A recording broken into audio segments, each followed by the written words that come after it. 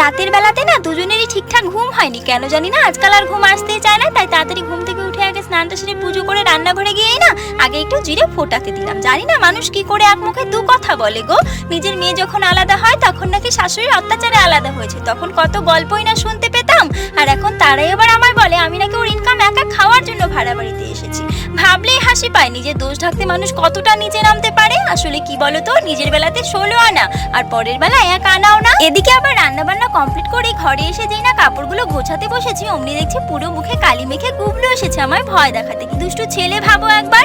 জানো তো বেশ কদিন ধরেই না মাথার উপর চিন্তার বাসাটা বেশি করে বেঁধে রয়েছে। না আছে জমি, না আছে বাড়ি, ভাগ্যের পরিহাস আর জন্য আমাদের দেখেই হাসছে। তবে যাই হোক, আর এই সব কথা হয়তো আমায় মুখ ফুটে বলে না, তবে ওর চোখ মুখ দেখেই না আমি বুঝতে পারি কত বড় দায়িত্বের বোঝা ওর কাঁধে। জীবনের এই কঠিন সময়ে চোখ ভর্তি স্বপ্ন, মাথা ভর্তি টেনশন, আর এই সব নিয়ে হয়তো চলছে আমাদের জীবন।